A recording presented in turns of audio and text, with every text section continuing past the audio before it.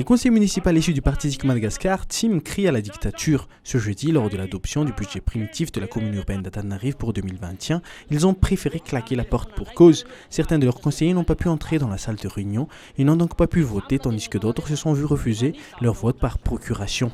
L'adoption de ce budget a donc un goût amer pour ces conseillers issus du Tim, car non seulement leur coalition avec Kumba est devenue majoritaire au sein du conseil, mais aussi parce que pour eux, de nombreuses dispositions de ce budget ne répondent pas aux besoins du peuple. Entre autres, le prix exorbitant de la fourrière ou autres taxes sur les réparations. Dictature, dictateur,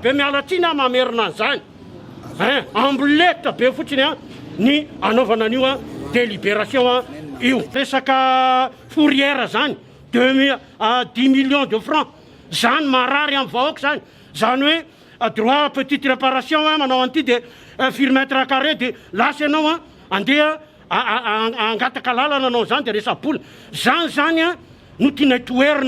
Même son de cloche pour les élus du parti Kumba, même si les conseillers issus de cette plateforme se réjouissent que certaines dispositions aient été modifiées, notamment la suppression des taxes à l'accouchement, mais tout cela est loin d'être suffisant à leur goût. Parmi les discordes, il y a les amendes liées au code municipal d'hygiène.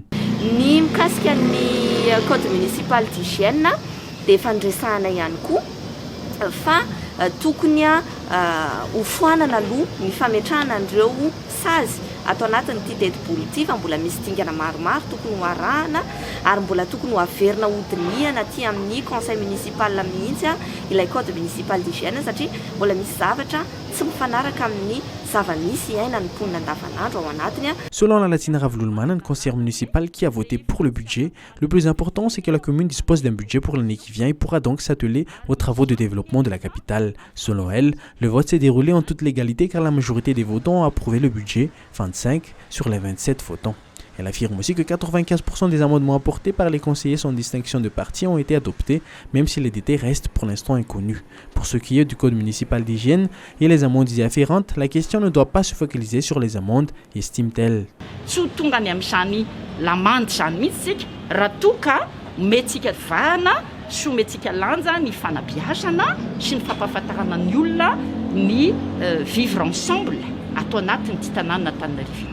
La situation au sein de la commune risque de rester agitée dans les prochaines semaines en raison de la procédure de déchéance du bureau permanent du conseil municipal. Une session extraordinaire à cet effet devrait avoir lieu prochainement, même si la première demande sur ce sujet avait été rejetée.